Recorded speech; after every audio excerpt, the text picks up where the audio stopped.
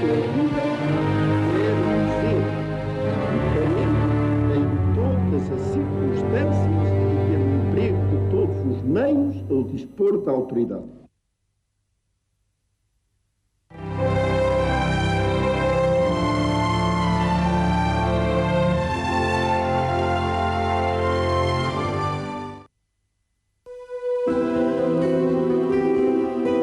Às 15 horas de 28 de abril de 1889, nasce em Vimieiro, um pequeno povoado de Santa Combadão, António Oliveira Salazar.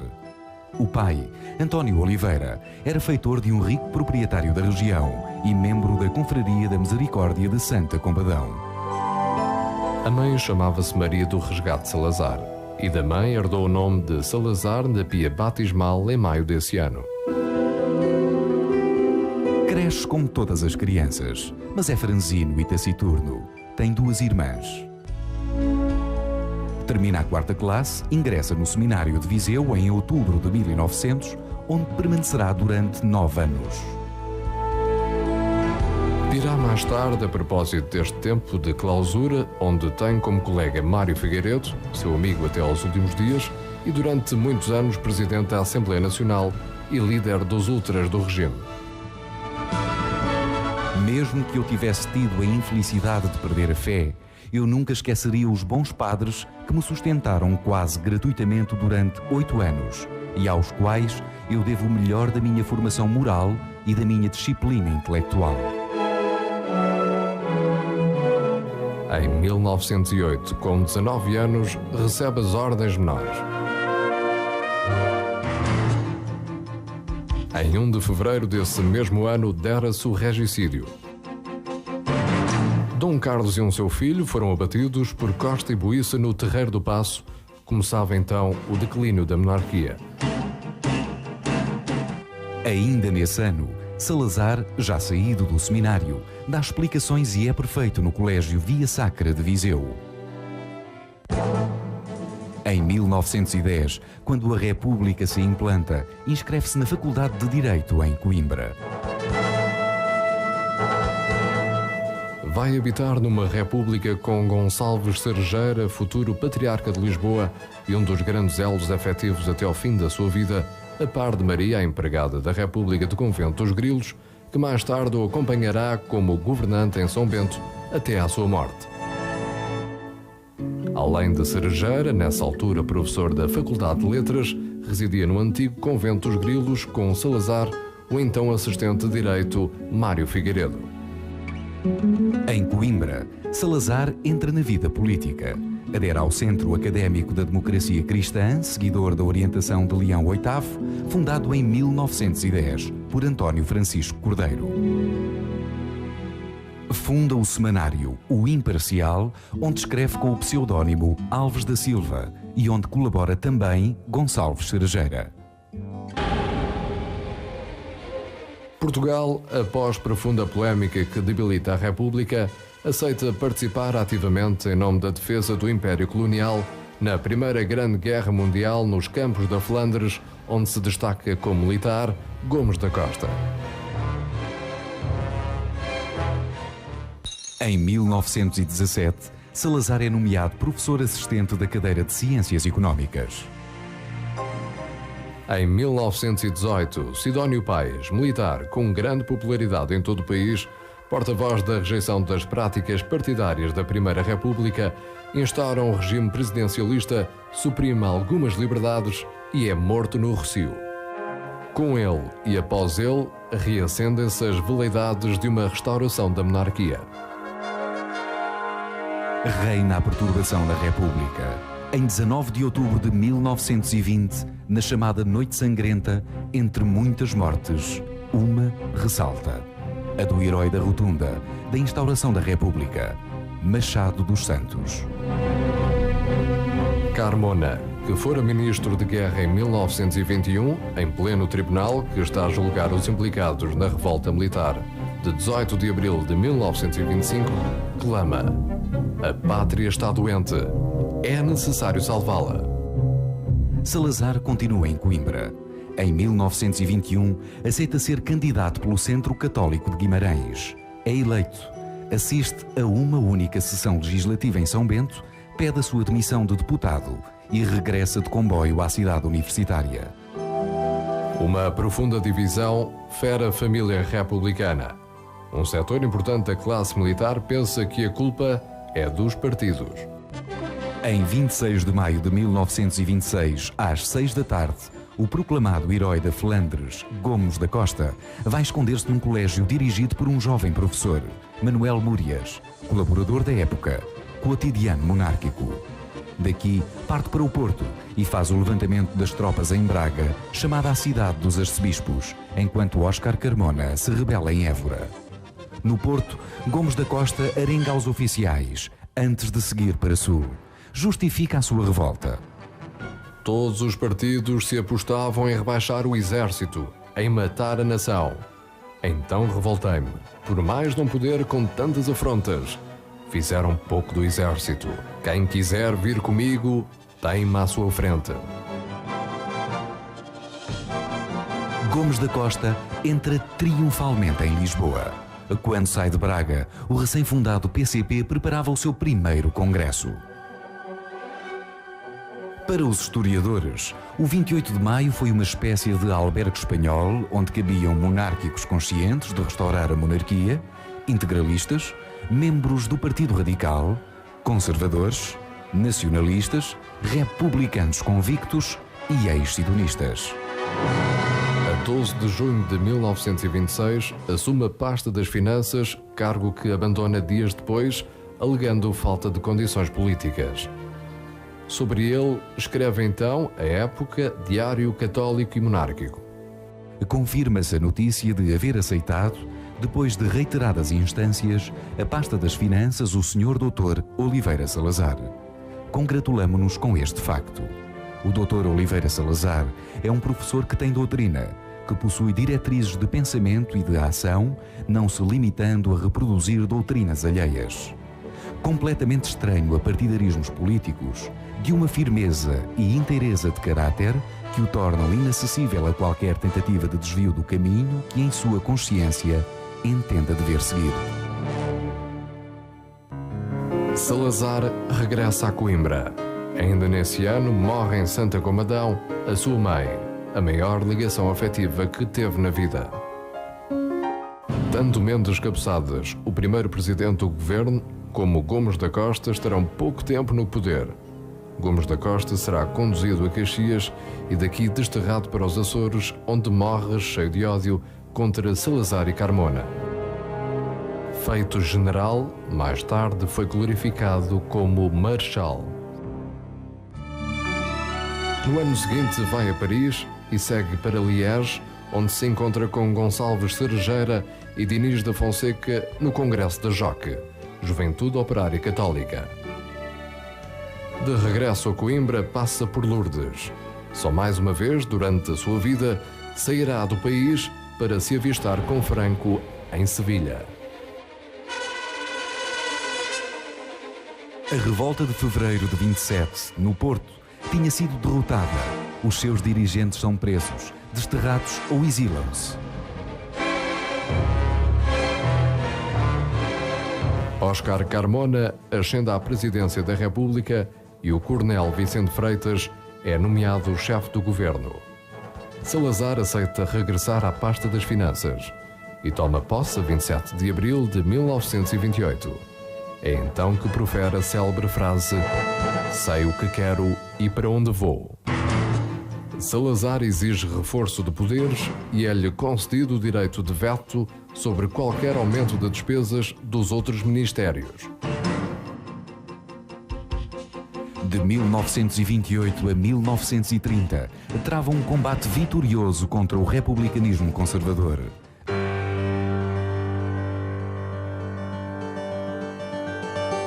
Já no preâmbulo ao orçamento para 1928-29, defende acabar com o déficit orçamental, estabilizar o câmbio, consolidar a dívida, reorganizar o crédito e, em último lugar, promover o fomento.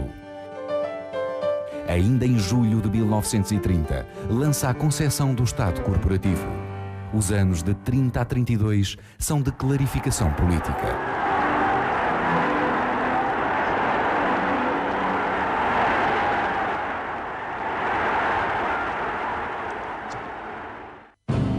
A 30 de julho de 1930, na sequência de um discurso de Salazar, são lançadas as bases da União Nacional. Mais do que um partido, um movimento cuja fundação será formalizada em maio de 32 e Salazar escolhido como primeiro presidente da Comissão Central. Carmona, em 5 de julho de 1932, chama à presidência do Conselho de Ministros Oliveira Salazar.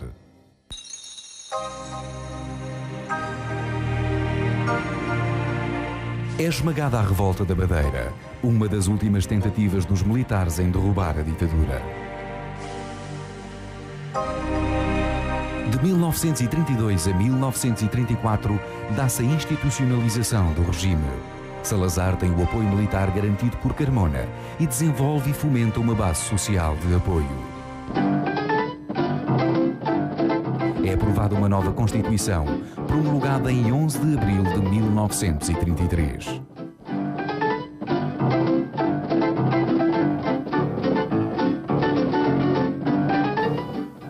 O primeiro Congresso Nacional, a 26 de maio de 34, em Lisboa, resulta na consagração definitiva de Oliveira Salazar como o homem da ditadura a quem foram conferidos plenos poderes.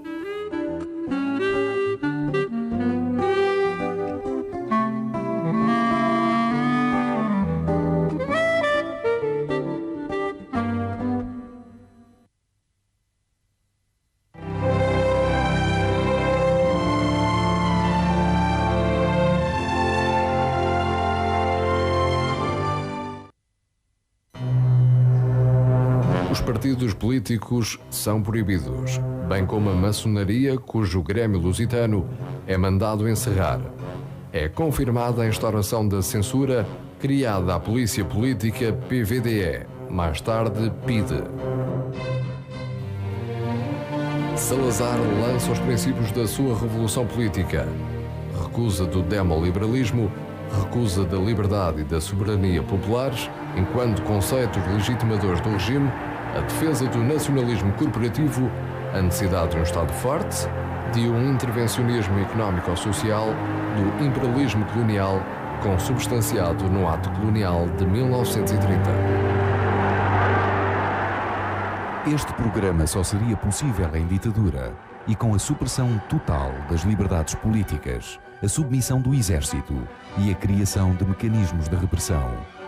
Nos encontros com António Ferro defende: a ditadura aproxima-se da ditadura fascista, pelo reforço da autoridade, pela guerra declarada a certos princípios da democracia, pelo seu caráter nacionalista e pela sua preocupação de ordem social.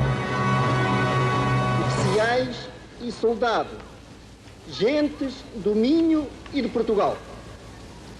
Faz hoje 10 anos, nesta mesma cidade, às ordens de Gomes da Costa, cujo otimismo e valentia quase não eram virtudes, porque brotavam espontaneamente da alma, como exigência da própria natureza, exército português desencadeara um movimento, triunfante sem luta, glorioso sem sangue, porque na verdade a voz de comando foi apenas a expressão militar de uma ordem irresistível da nação.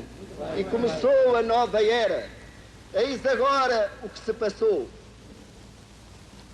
Às almas dilaceradas pela dúvida e o negativismo do século, procuramos restituir o conforto das grandes certezas.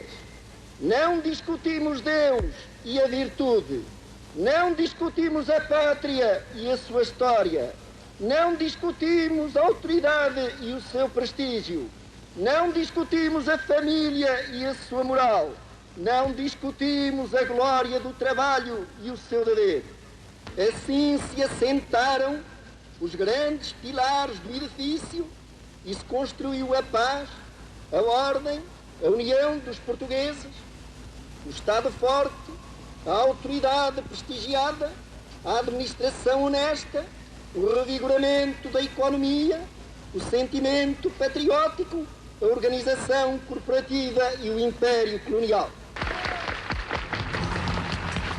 Consolidado o regime, nos 10 anos da Revolução do Estado Novo, Submetidas as forças armadas, sedimentado um movimento político, a União Nacional, Salazar sente a necessidade de criar uma organização de juventude e uma força paramilitar repressiva, uma espécie de milícia do regime. A Mocidade Portuguesa nasce em 1936 por obra e graça do Ministro da Educação, Carneiro Pacheco, e sob inspiração e com ligações estreitas à juventude fascista italiana, os Balilas, e às juventudes hitlerianas. Os instrutores são alemães enviados expressamente a Portugal. A Mocidade Portuguesa era obrigatória dos 7 aos 14 anos e os seus membros usavam um cinto cuja fivela ostentava a letra S de Salazar. Na justificação oficial da sua criação pode ler-se: seria dada à juventude uma organização nacional e pré-militar que estimularia o desenvolvimento integrado da sua capacidade física, a formação do caráter e a devoção à pátria, e que a colocaria em condições de concorrer eficazmente para a sua defesa. Marcelo Caetano foi seu comissário num dos períodos áureos de 1940 a 44. A mocidade iria perdendo importância, já em lenta agonia no 25 de abril. Já a Legião Portuguesa, nascida em setembro de 1936, manteve-se ativa até o 25 de abril, a que ainda tentou resistir. Com Góes Mota na sua presidência nos anos 50, transformou-se num Estado dentro do Estado. Chegou a ter 120 mil membros espalhados pelo país, em todas as classes sociais. Eram informadores da aldeia mais pequena à fábrica. Eram a tropa de choque e provocação nas manifestações da oposição. Eram elementos ativos nas fraudes eleitorais. Chegaram a disputar com a própria PIDE a recolha de informações. Participam com oficiais do ativo no Corpo de Voluntários Os Viriatos, dirigidos por Botelho Muniz na Guerra Civil de Espanha, ao lado das tropas franquistas.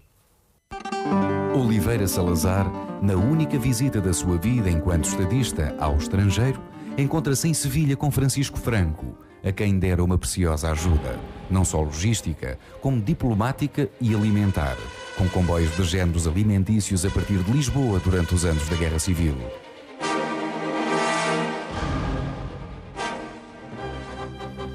Ainda em 1936, marinheiros revoltosos tentam apoderar-se de navios de guerra, entre os quais o Dão, cujo lançamento à água merecera a presença e discurso de Salazar, no intuito de se juntarem aos republicanos espanhóis. Serão derrotados e levados para o Tarrafal, o campo da morte lenta em Cabo Verde, onde estão presos os comunistas e anarquistas, e hão de morrer, entre outros, Bento Gonçalves, secretário-geral do PCP, e Mário Castelhano, dirigente anarquista. Em 4 de julho de 1937, ainda os militantes anarquistas tentarão liquidar Salazar, com uma bomba posta à entrada da sua casa na Bernardo de Lima, quando saía de ouvir missa na capela de um amigo. Será esta a última tentativa da oposição de eliminar Salazar pela força. Os discursos nacionalistas sucediam-se e qualquer efeméride histórica era motivo para grandes movimentações, como aconteceu com o 8º centenário da nacionalidade. Os 8 séculos da vida de Portugal. Passam séculos e o português a expulsar o Moro, a firmar a fronteira, a cultivar a terra, a alargar os domínios, a descobrir a Índia, a apostolizar o Oriente, a colonizar a África, a fazer o Brasil glória da sua energia e do seu gênio político. E não se sabe que homem, ideia, rasgo ou sacrifício há de pôr acima dos mais, a não ser exatamente o facto fundamental e primeiro de haver a raça portuguesa estabelecido o seu lar independente e cristão nesta faixa atlântica da península. Não somos só porque fomos, nem vivemos só por termos vivido. E quando dentro de pouco subir no alto do castelo a bandeira sob a qual se fundou a nacionalidade, veremos como o penhor que confirma a nossa fé, a cruz, a abraçar, como no primeiro dia, a terra portuguesa. Viva Portugal! Leitor assíduo de Maurras, Salazar confessa a António Ferro, o homem forte do regime na área da propaganda, a sua admiração por Hitler. Diz ele: a Europa deve-lhe um grande serviço de ter feito recuar, com uma energia surpreendente e músculos de ferro, as fronteiras do comunismo. Salazar consegue uma neutralidade que permite que Portugal não se envolva no conflito e Lisboa se torne na placa giratória da espionagem do eixo e dos aliados. Esta neutralidade não esconde uma preferência dos setores mais radicais do salazarismo pelas posições de Hitler e do fascismo italiano. Judeus, vindos de toda a Europa, incluindo Carlos de Gulbenkian, desembarcam em Lisboa antes de partirem para os Estados Unidos da América. A assinatura da Concordata, em 7 de maio de 1940, assinala o reconhecimento, por parte do Estado Novo, dos direitos da Igreja condicionados durante o tempo da Primeira República. No apogeu do salazarismo, é organizada a Exposição do Mundo Português em 1940, no dia em que a França se rende à Alemanha. A Segunda Guerra Mundial tira impacto à exposição. Portugal esperava muitos visitantes estrangeiros. Salazar decreta a amnistia dos centenários. Alguns dirigentes do PCP regressam do Tarrafal. Começa a reorganização do Partido Comunista. Os regressados trazem instruções da Organização Comunista Prisional do Tarrafal de desconhecer e agirem à margem da direção do PCP então existente. Cansado Gonçalves, Vasco de Carvalho, Velez Grilo, considerados na altura como o grupelho provocatório. Álvaro Cunhal sai em 1940 da prisão e entra na reorganização e torna-se o motor da transformação do PCP na força política mais influente da oposição. Adquire uma implantação ímpar no operariado, na intelectualidade e no movimento estudantil. Com a vitória dos aliados e a derrota dos regimes fascistas do eixo, renasce na oposição a esperança de que Salazar tem os dias contados. O regime, num surpreendente golpe de rins, arregimenta manifestantes um pouco por todo o país para virem a Lisboa agradecer a Salazar a sua neutralidade e o facto de ter livrado o país da guerra.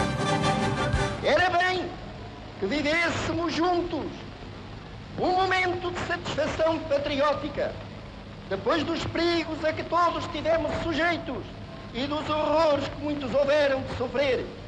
Era bem que eu pudesse agradecer, como homem de governo carregado de responsabilidades, a vossa parte da tarefa, a parte maior de trabalho, de ordem, de disciplina, de sacrifício durante os maus anos passados. Era bem que se pudesse ver, não à volta de um homem, de um governo ou de um regime, mas de um princípio de independência, fidelidade e honra nacional, a magnífica unidade que vós representais aqui. Graças ao descontentamento e à agitação provocados pela crise económica e pelo racionamento. As pressões internacionais sobre Salazar são grandes e, num discurso de 7 de outubro, na Assembleia Nacional, marca eleições para o mês seguinte, para 18 de novembro. Diz Salazar: porque somos de opinião que não se pode governar contra a vontade persistente de um povo, este dirá se deve mudar de sistema. Para Salazar, este arremendo eleitoral não passa de uma mera formalidade para eludir as pressões internacionais. Não permite sequer o funcionamento de partidos políticos. Mesmo assim, é criado o MUD, Movimento de Unidade Democrática. Explode como um movimento à escala nacional. O país agita-se. Só em Lisboa há mais de 50 mil subscritores das listas. O MUD defende o adiamento do ato eleitoral por 6 meses, para que a oposição se pudesse organizar. defende a permissão da organização de partidos políticos, a fundação de jornais e um novo recenseamento eleitoral. O então Ministro do Interior, Júlio Botelho Muniz, declara em discurso a 5 de novembro, algures no Norte: o Estado Novo não cairá nem a votos, nem a tiros. Em 1948, o MUD é declarado ilegal. A apreensão das listas do MUD levará a centenas de detenções e demissões da função pública e do ensino. Mas os aliados preferem manter Salazar. Entrara-se no período da Guerra Fria, na bipolarização do mundo. Portugal não aceita o Plano Marshall para a reconstrução da Europa destruída, mas cede aos americanos a base das lajes. O início da década de 50 apresenta-se calmo para o regime.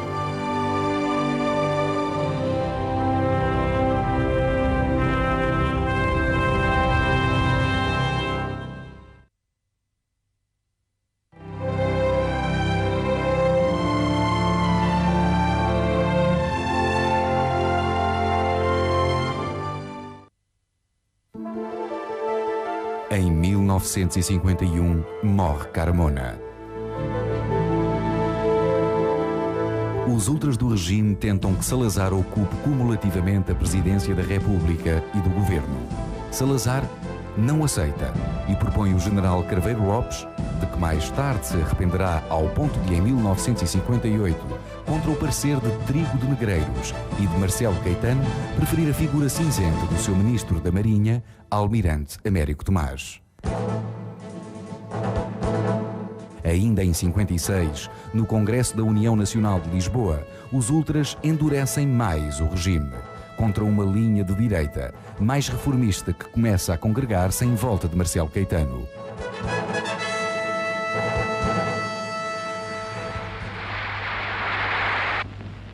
Os ânimos fortes, os maus tempos não destroem, antes redobram as energias.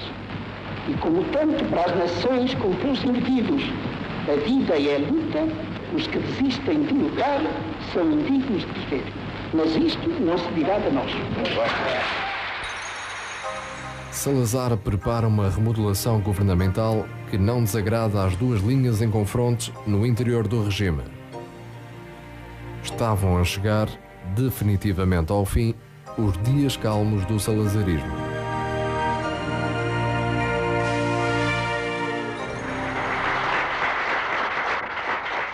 Os espíritos mais puros inquietam-se, perturbam-se, não sabem como orientar-se e repetem angustiadamente a pergunta de Pilatos ao próprio Cristo: o que é verdade?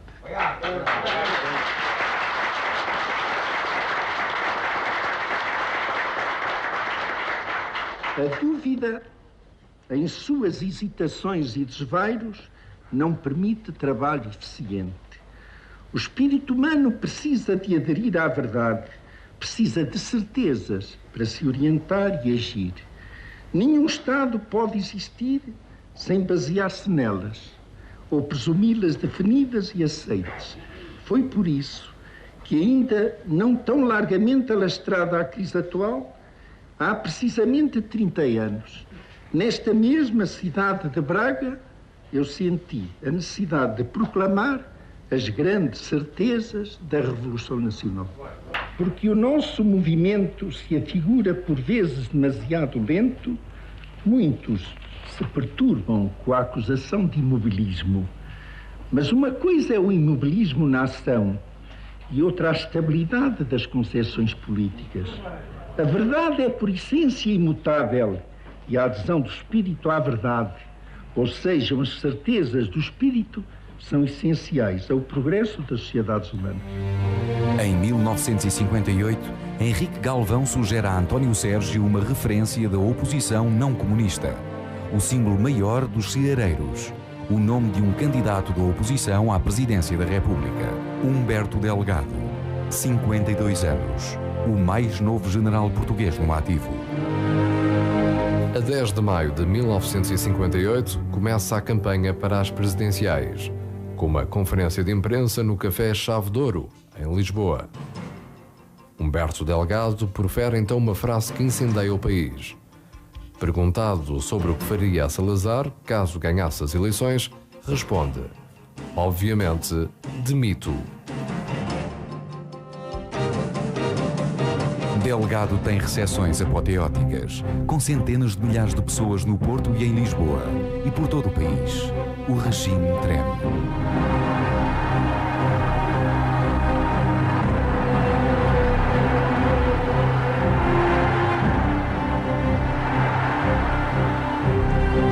As eleições são marcadas por evidentes fraudes. Humberto Delgado ganha, mas os resultados eleitorais são favoráveis ao candidato de Salazar.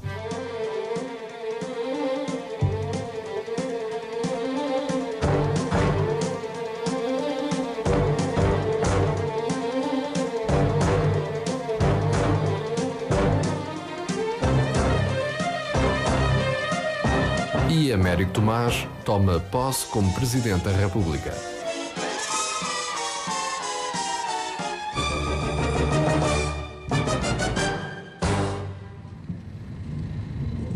Juro manter e cumprir leal e fielmente a Constituição da República, observar as leis, promover o bem geral da nação, sustentar e defender a integridade... O Bispo do Porto, Dom António Ferreira Gomes, no rescaldo das eleições, envia uma carta a Salazar a 12 de julho de 1958, tecendo violentas críticas ao regime.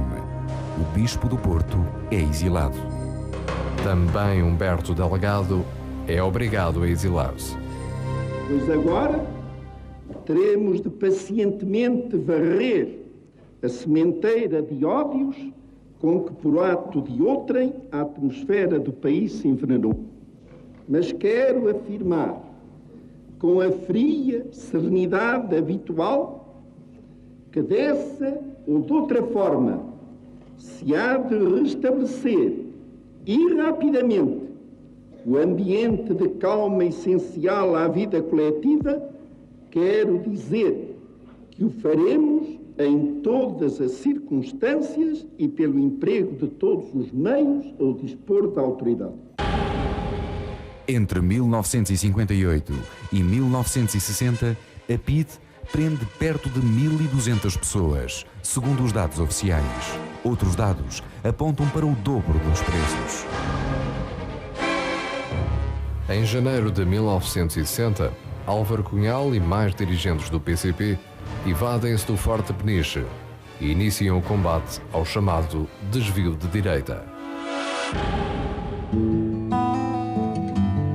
O regime, em crescente isolamento nacional e internacional, entra numa crispação repressiva. Em janeiro de 60, o capitão Henrique Galvão, à frente de um comando de 23 homens, 12 portugueses e 11 espanhóis, apodera-se em pleno mar das Caraíbas do navio transatlântico Santa Maria, a que muda o nome para Santa Liberdade. Henrique Galvão tencionava chegar a Angola para ajudar os movimentos de libertação. Portugal está isolado internacionalmente. Salazar pede ajuda aos seus aliados ocidentais, mas nenhum atende ao apelo. Galvão negocia com o presidente do Brasil, Jânio Quadros, a entrega do navio ao Brasil e não ao governo português. É concedido asilo político aos assaltantes.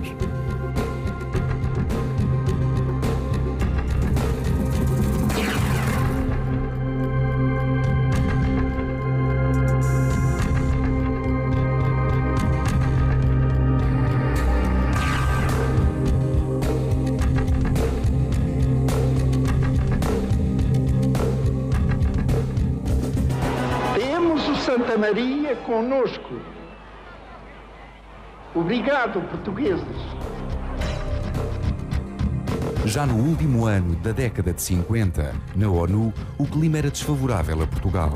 Ataques sistemáticos dos países afro-asiáticos, apoiados pelo Bloco Leste, tornavam a posição de Portugal insustentável. Superavam em África os movimentos de libertação e independência. Para Franco Nogueira, ministro dos Negócios Estrangeiros, Portugal não devia dar informações, nem permitir visitas da Comissão da ONU a Angola. Às exigências das Nações Unidas, respondia Américo Tomás: a nossa resposta será sempre a mesma. Um seco e definitivo não. Culminando um processo que já se arrastava desde meados de 50, a 17 de dezembro de 1961, a União Indiana ataca Goa, Damão e Diu. Desobedecendo às ordens de Salazar, o governador Vassalo e Silva, que será destituído de todas as funções militares, arrende-se em menos de 24 horas perante a desproporção numérica entre a força indiana e a força portuguesa. Salazar dissera: não prevejo possibilidades de tréguas nem prisioneiros portugueses, como não haverá navios rendidos, pois sinto que apenas pode haver soldados e marinheiros vitoriosos ou mortos. Salazar começa a política do orgulhosamente sós. As emoções das últimas semanas sobreveio-me um acidente que me tirou a voz, ou pelo menos me não deixou a voz suficiente para uma leitura de certa extensão. Não devendo ser adiada a comunicação que o governo deve aos portugueses sobre a invasão e a ocupação de Goa pela União Indiana, não me pareceu haver outra solução que não fosse comparecer aqui, entregar na mesa a minha exposição e pedir ao Sr. Presidente da Assembleia Nacional o obséquio de proceder à sua leitura para conhecimento dos senhores deputados e do país. Sua Excelência dará ao documento na sua leitura a expressão que eu não poderia dar-lhe nas atuais circunstâncias. A negociação, a entrega. A independência, a perda do pequeno Estado com a integração subsequente. A constituição de uma federação com o Estado independente de Goa faria regressar a questão ao princípio, por ser considerada esta fórmula como a continuação do nosso colonialismo na Índia. Em qualquer destes casos, perda irreparável e sem esperança. E nós devemos continuar a esperar.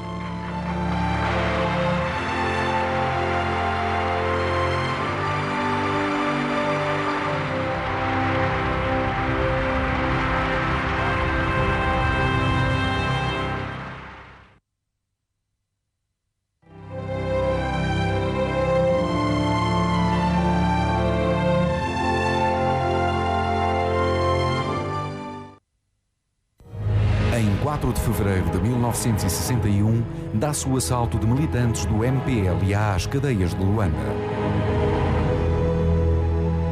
A 15 de março, bandos armados da UPA de Olden Roberto destroem fazendas e vilas e matam cerca de 2.000 colonos portugueses. Inicia-se uma guerra de 13 anos que se vai alastrar à Guiné e Moçambique. Chama a atenção para os 3 factos seguintes. O primeiro é serem incomparavelmente mais numerosos os africanos assassinados pelos terroristas nas suas lavras e colheitas do que os membros das forças europeias ou locais encarregados de defendê-los. O segundo é refugiarem-se as populações junto das forças militares. Ainda em 61, Botelho Muniz, então Ministro da Defesa, tenta o que ficou conhecido como Abrilada, em nome dos reformistas do regime. Exige a Américo Tomás que destitua Salazar. A Abrilada falha e Salazar assume a pasta de Ministro da Defesa e demite as chefias militares.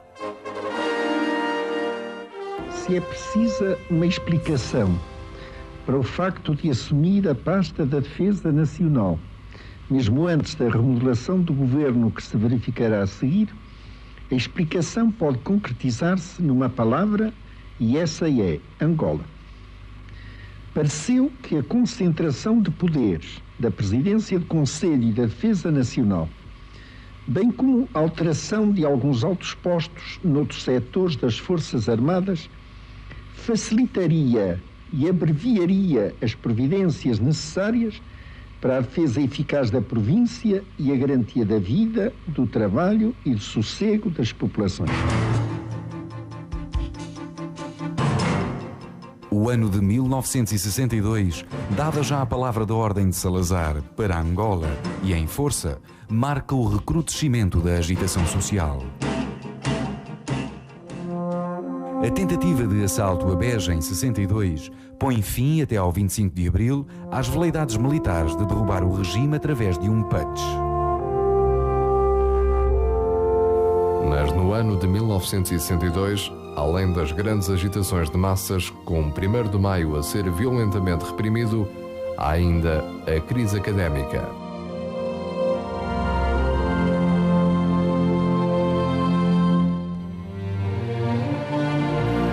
As universidades de Lisboa a Coimbra, com Jorge Sampaio como líder, mantêm uma prolongada greve. Marcelo Caetano, perante os atropelos governamentais e policiais à autonomia universitária, demite-se de reitor da Universidade Clássica.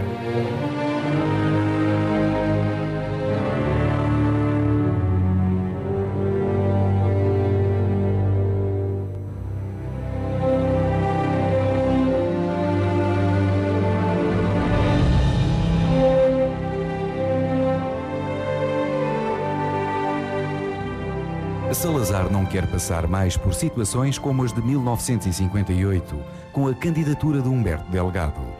Em 1965, decreta eleições para a Assembleia Nacional, mas decide que, a partir de então, o Presidente da República não será eleito por sufrágio direto e universal, mas antes nomeado pela Assembleia Nacional e Câmara Corporativa.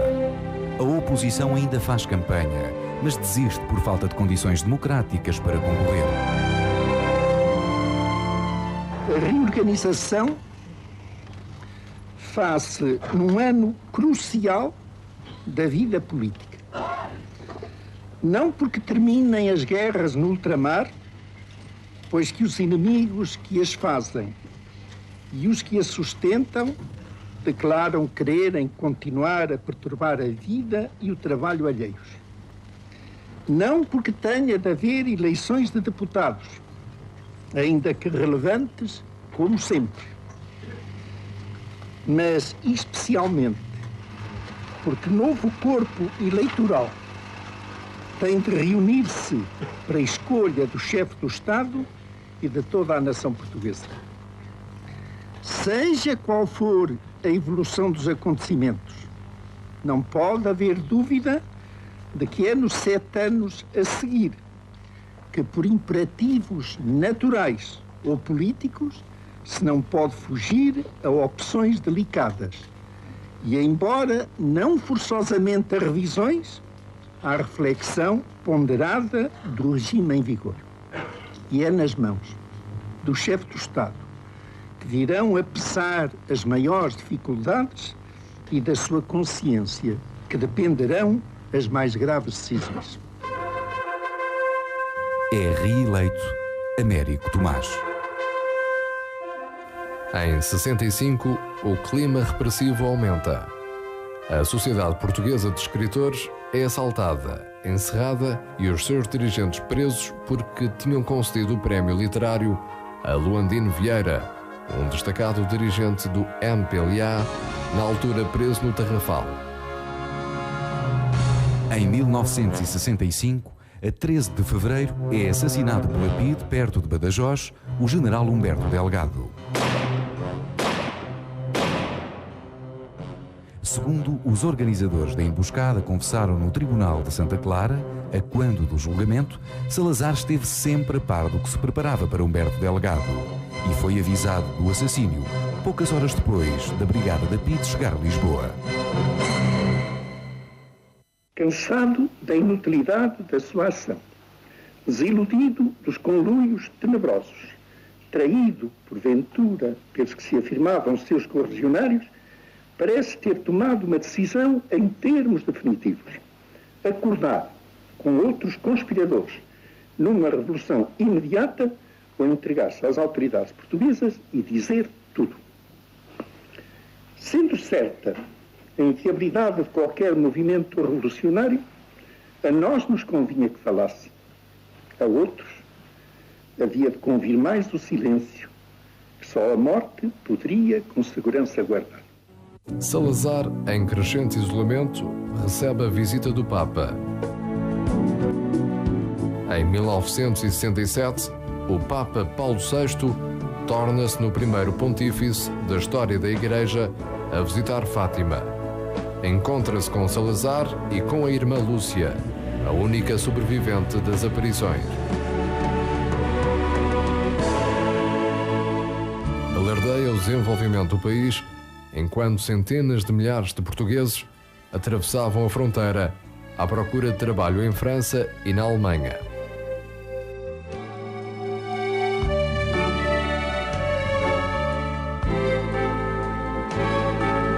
Recebe a seleção nacional que tinha conquistado em Inglaterra o terceiro lugar no Campeonato Mundial de Futebol. O regime publicitava as suas obras. A autoestrada Lisboa-Vila Franca, marco indelével da progressiva melhoria da rede rodoviária do país, praticamente inexistente antes da arrancada de Braga.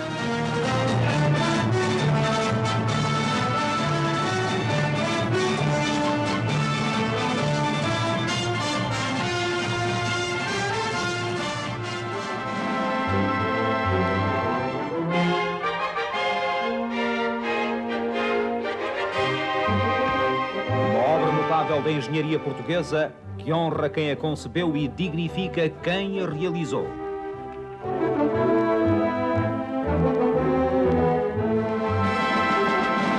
Dou graças a Deus e declaro aberto ao trato e posta ao serviço da nação a Ponte Salazar. A aspiração de muitas gerações, insatisfeita durante quase um século de repetidas tentativas, tornou-se finalmente em realidade, nesta magnífica realidade que temos diante de nós. Verdadeiro padrão do progresso da técnica ao serviço da humanidade, ficará para os vindouros como o mais eloquente símbolo da era de engrandecimento, cujo 40º aniversário o país comemora este ano e que trouxe à nação um espírito novo, tornando possível dar corpo a obras como esta, que antes se tinham como meros sonhos irrealizáveis.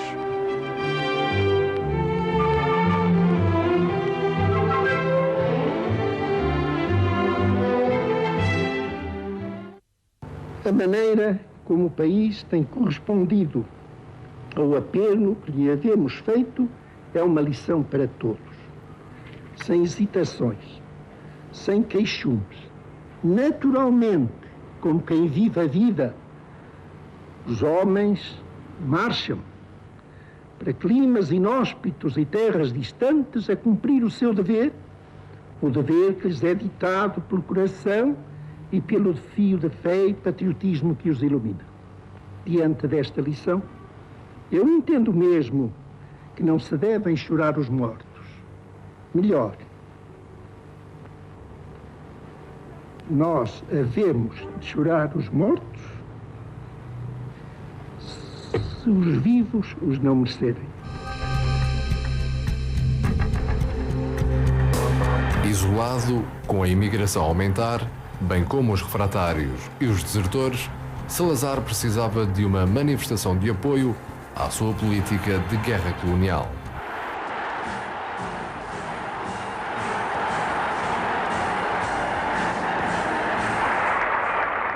Dei há dias a entender a obrigação de merecermos os nossos mortos, mas diante do espetáculo a que mercê de Deus me é dado assistir, de todo um povo que, unido e fraterno, se comprime por suas 1000 representações junto aos passos do poder, diante deste empolgante movimento de mobilização de almas que se oferecem em devotamento total, a ouvir o eco das mesmas ansiedades das terras ultramarinas, que a esta hora também clamam pelo seu direito a gozar de paz e pela legitimidade da sua participação nacional, diante de tudo isto, que é belo e grande e único, não temos só o dever de merecer os mortos, temos também o dever de ser orgulhosos dos vivos.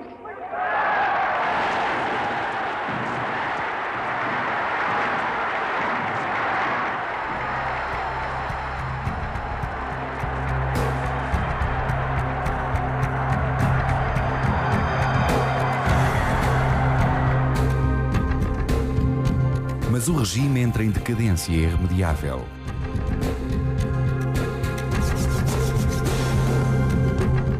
Fruto das guerras coloniais e do isolamento internacional.